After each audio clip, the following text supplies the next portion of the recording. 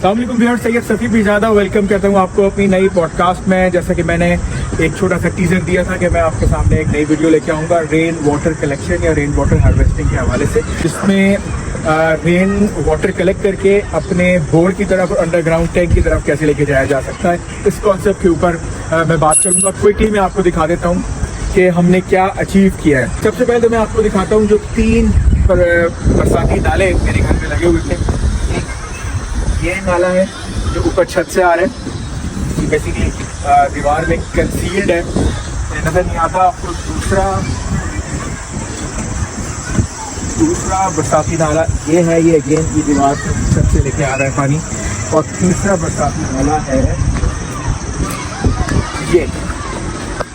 ये तीसरा बरसाती नाला है। पहले ये हो रहा था कि बरसाती नाले के ये जो पाइप है इसके बारे में अभी आपको बताऊंगा ये क्या है।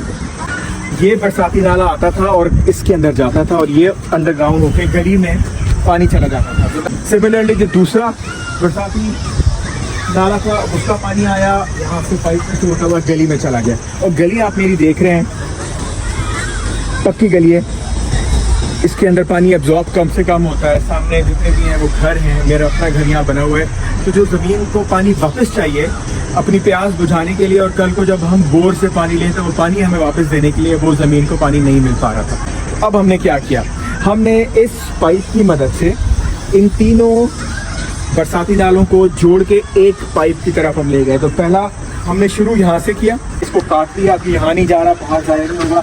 इसके साथ हमने ये एल्बो लगा के जोड़ दिया। साथ हमने ये ओपनर एक रखा है आउटलेट, ताकि कल को इसकी सफाई करनी पड़े, कोई इसमें झाड़ फूस आ जाती है, मिट्टी आ जाती है, तो वो आराम से खोल के इसको आप साफ कर सकते हैं। दूसरा हमने क्या किया, वही वहाँ से आया, टी लगाई, पीछे से आया, ये वाला पानी भी इसके अंदर जुड़ गया। तीसरा हमने ये किया कि इस पाइप को इस तीसरे बरसाती नाले के साथ जोड़ दिया। और अब ये तीनों बरसाती नाले कहाँ जा रहे हैं, एक बन गए हैं, तीनों का पानी इसमें आएगा। यहाँ हमने इसको लेके चले गए ऊपर ले जाने की वजह यह है कि क्योंकि घर में ये पहले से तो हमने प्लान किया हुआ नहीं था। तो ये हमारा ये बैक डोर है घर का, क्योंकि हमारा कॉर्नर प्लॉट है, तो पिछला दरवाज़ा और हमारा बोरिंग इस तरफ ही मौजूद है।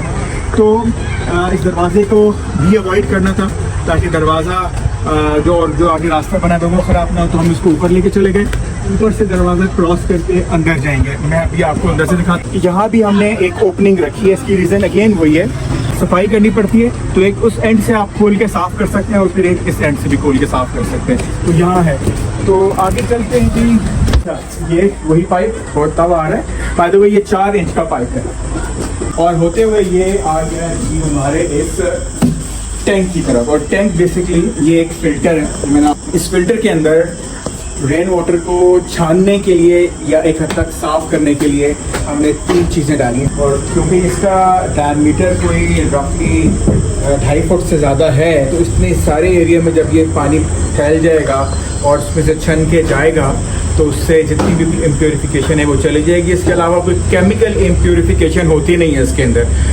घास फूस, पानी, हल्की फुल्की मिट्टी, वो सारी इससे छन जाएगी। एक काम हम और करने जाएंगे जो मैंने अभी नहीं किया लेकिन कर देंगे, छोटा सा, वो ये कि इसके नीचे क्या ये इसको मुँह खुल रहा है, आके इसके नीचे हम एक मलमल का कपड़ा लगा देंगे ताकि जो घास फूस, मिट्टी शिट्टी, कोई छोटे मोटे कंकर शंकर आ रहे हैं वो भी यहाँ के रुक जाएँ जो अगर यहाँ तक पहुँच गए हैं। व्यूअर्स, मैं आपको बहुत नॉन टेक्निकल अल्फाज में, सादा ज़बान में बताऊंगा पूरा प्रोसेस किस तरीके से हमने किया, कैसे लेबर इंगेज की, क्या चीज़ों को सुपरवाइज़ किया, किन चीज़ों का ख्याल किया, क्या डूज हैं, क्या डोंट्स हैं, क्या प्रोसेस रहा, थोड़ा करके मैं आपको दिखाता जाऊँगा। लेकिन क्योंकि ये प्रोसेस एक दिन का नहीं था, इसमें कम से कम 3 दिन लगे सारे चीज़ों को कंप्लीट करते हुए। काम जो पाइपिंग शापिंग जो हमें करनी थी वो तो सारे एक दिन में हो गया। फिर इसकी क्रश लेके आए, भरा, सारा कुछ किया, कोयला तोड़ा, सब कुछ धोया क्रश को, दूसरा दिन उसमें लग गया। आज तीसरे दिन पर मैं खड़ा हूँ जब ये वीडियो आपके सामने बना रहा हूँ। तो मेरे 3 कपड़े आपको इसमें नजर आएंगे।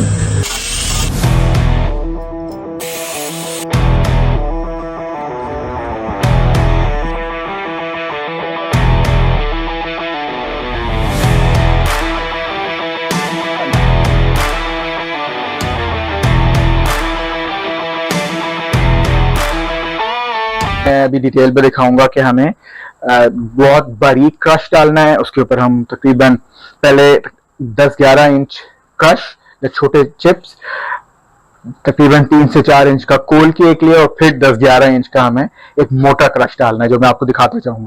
व्यूअर्स, आपको पता है कोई सेट पैटर्न तो है नहीं है किस तरीके का सोल्यूशन होगा, और ना कोई रेडीली अवेलेबल सब चीजें आपको मार्केट से मिलेंगी। तो कुछ ना कुछ आपको अपना माइंड यूज करना होगा अपने काम को बेहतर बनाने के लिए। उसमें से एक चीज ये मैं आपके सामने दिखा रहा हूँ, ये इंश्योर करने के लिए कि ये जो क्रश इसमें डाला जा रहा है फिल्टर के पर्पस के लिए, वो इन पाइप्स के थ्रू इस बोर में या इधर अंडरग्राउंड में ना जाए। तो उसकी वजह से उसको इंश्योर करने के लिए हमने एक एडिशनल लेयर डाली है इस फिल्टर की, और ये बनाया है आइसक्रीम के 2 लीटर टब से। उसमें कुछ छोटे छोटे जो सुराख हमने कर दिए हैं ड्रिल मशीन से, या जैसे भी आपके लिए आसान हो, गरम छुरी करके भी किए जा सकते हैं। ये डाले, अब ये कहाँ लगाएंगे, ये अंदर से इसके अंदर एक इसके पीछे जहां ये पाइप की ओपनिंग है, आउटलेट है, और जहां इसका आउटपुट है इसके पीछे हम ये लगा देंगे, तो ये बन जाएगा। तो हमारे पास इस वक्त 2 फिल्टर्स बने हुए हैं। अब इसमें क्योंकि इसके ऊपर क्रश आना है और फिर पूरा पानी का बोझ आना है, तो ये बहुत नाजुक चीज है, ये दब सकती है। तो इसको इंश्योर करने के लिए एक और चीज हमने खुद सोची, एक लकड़ी का पीस बीच में ठोक दिया, ताकि इसको फिर हम यूं रखेंगे ताकि इस पे जब ये बोझ आए तब भी ये दबे नहीं, और ये दोनों को हमने बना दिया। तो अब ये इंस्टॉल करेंगे इसके अंदर, और उसके बाद ये क्रश है जिसकी पहली लेयर हम बनाएंगे, और ये इसको रोकने के लिए जिस तरह से ये आपको नजर आ रहा है ना, जहां ये आउटलेट होगा उसके अंदर यहाँ लग जाएगा, और ये सारा क्रश इसके इर्द आ जाएगा जिसमें से पानी फिल्टर होके जाएगा।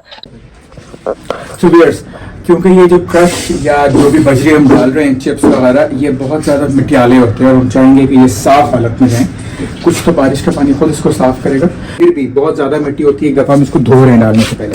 तो ये जो क्रश है, ये आप देख रहे हैं मिट्टी कितनी ज़्यादा है इसके अंदर। ये अभी मैंने 2 दफ़ा पानी निकाला, ये तीसरी दफ़ा मैं निकालूंगा इसके अंदर से पानी। अब ये पानी, ये तीसरी दफ़ा का पानी है।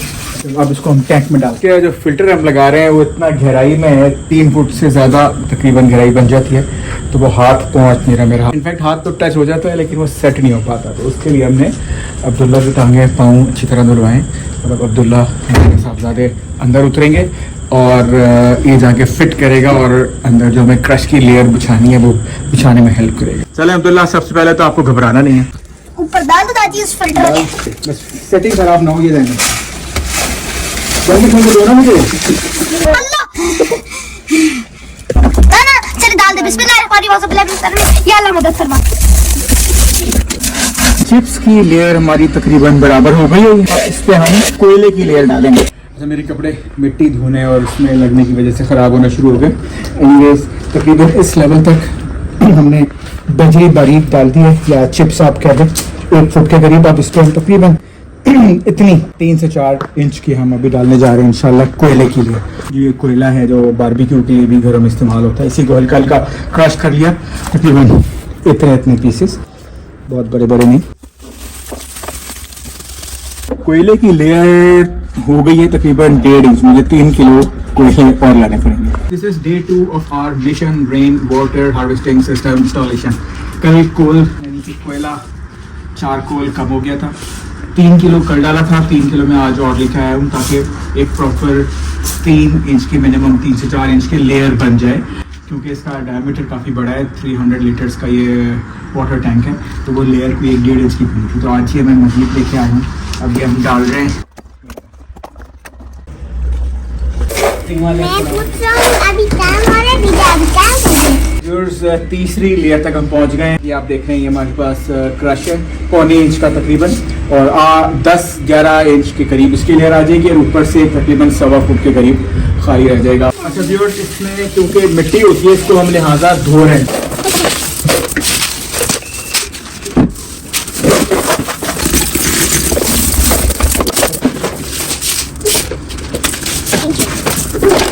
सुबह आज बहुत ज़बरदस्त बारिश हुई और पानी बेहतरीन अंदाज में आया, और हमने उससे अपना ये अंडरग्राउंड टैंक भरा, जो कि बहुत बड़े साइज का है, ये पीछे दीवार तक का है। पैरेलल हमने वाल्व दूसरा खोल के बोर में भी पानी डाला और उसको रिचार्ज किया। व्यूअर्स, इस वीडियो के लिए मैं खास तौर पर शुक्रगुजार हूँ अपने दोस्त कुलीग इंजीनियर अरसला खान का। उनकी बहुत बड़ी मोटिवेशन थी कि आपको ये घर में करवाना चाहिए, बल्कि बड़ी अच्छी एक कोटेशन है अरसला की, मैं उसको उन्हीं के अल्फाज में बताता हूँ। Water collection, rain water harvesting जो है वो भी अब कंपलसरी हो जाना चाहिए हमारी सोचों के अंदर। हमें वेट नहीं करना चाहिए कि हमारा बोर खुश्क होगा तो ये हम इस ऑप्शन की तरफ जाएंगे। 4 साल पहले की बात बता रहा हूँ, मैंने एक वीडियो देखी PCRWR की एक रिसर्च थी। उन्होंने ये बताया इस्लामाबाद रावलपिंडी में हर साल 2 से 3 फुट पानी कम हो रहा है, इसका लेवल नीचे जाता जा रहा है। रीजन भी आबादी बढ़ती जा रही है, यूज बढ़ता जा रहा है, प्लस कंक्रीट होता जा रहा है, तो जमीन में पानी कम जा रहा है, तो जमीन के अंदर जो जमीन जो ज़खायर होते हैं पानी के वो कम से कम होते जा रहे हैं। और उन्होंने प्रेडिक्ट किया था कि 2025 तक ये मामला वर्स्ट हो जाएगा। अब जिस इलाके में मैं रहता हूँ यहाँ वाज़ेह अंदाज में हर दूसरे घर के अंदर ये बोर्ड खुश्क होने का प्रॉब्लम शुरू हो चुका है। और ये सिर्फ मेरे इलाके हमारे जहाँ रहते हैं उस सोसाइटी की बात नहीं है, तमाम सेक्टर्स में इस्लामाबाद के रावलपिंडी के इलाकों में, इवन बाकी शहरों के अंदर भी ये प्रॉब्लम होती है और ये सब जगह में प्रैक्टिकल सोल्यूशन है। अब सवाल ये है कि क्या ये एक अकलौता ये तरीका है? नहीं, इंजीनियर सर को मैं कोट करूंगा, मैं उनसे सीख रहा होता हूँ। तो एक तरीका तो जो उन्होंने यहाँ साइट विजिट की, हमने डिसाइड किया कि यहाँ के लिए सूटेबल सबसे तरीका ये है, लेकिन इसके अलावा भी बहुत सारे तरीके हैं। ये ज़रूरी नहीं है कि ये वाटर फिल्टर है इसको हम इस टैंक में ही बनाएं। ये वाटर फिल्टर ज़ेर ज़मीन भी हो सकता है। ज़ेर ज़मीन गड्ढा खोद के यही बजरी वगैरह उसमें डाल के, उसमें से छान के उसमें एक अंडरग्राउंड पाइप डाल के आप बोरिंग में डाल सकते हैं, या उस गड्ढे के अंदर पानी जमा हो, थोड़ा बड़ा सा पॉन्ड बन सकता है अगर कम्युनिटी लेवल के ऊपर हो रहा है, उस पॉन्ड के अंदर फर्दर बोरिंग हो सकती है। बोर में हार्डली आधा इंच के करीब हमने पाइप को अंदर किया है। रीज़न बीइंग कि कल को अंदर से बोरिंग की मशीन निकालनी हो तो वो मशीन आसानी से निकाली जा सके। तो ज़्यादा ये मैं आपको जो टिप्स की बात कर रहा हूँ उनमें से एक टिप है कि इसको बहुत आगे तक नहीं करवाएंगे, ताकि आप इसको कल को खोलना चाहें, रिपेयर करवाना चाहें मशीन को, तो आसानी से बाहर निकल आए। ये मुख्तलिफ तरीके हैं। मेरी कोशिश होगी कि आपको आगे चल के अगले किसी वीडियो में कुछ 1-2 मेथड्स और भी दिखाऊं, ताकि आपको और समझने में आसानी हो कि क्या क्या तरीके हो सकते हैं। पूरी दुनिया का ये प्रॉब्लम है। तो आज अगर हम पानी प्रिजर्व करेंगे, सेव करेंगे, प्यासी ज़मीन को उसको अपनी वापस देंगे ताकि कल को हमारी ज़रूरत के लिए ज़मीन हमें दे, तो हम ना सिर्फ अपनी ज़रूरियात पूरी कर रहे हैं बल्कि अपनी आने वाली जनरेशन्स की ज़रूरियात को पूरा कर रहे हैं, उनका ख्याल कर रहे हैं, बजाय इसके कि हम कंक्रीट करते चले जाएं या फिर अपना बोर्ड गहरे से गहरा करते चले जाएं, अल्टीमेटली खुश्क हो जाएगा। ओके गाइस, आई बिलीव ये वीडियो यूजफुल रही होगी। चाहें तो लाइक कर दें, इंकरेजमेंट होगी, सब्सक्राइब कर लें और नेक्स्ट वीडियो में मिलते हैं। पाकिस्तान जिंदाबाद।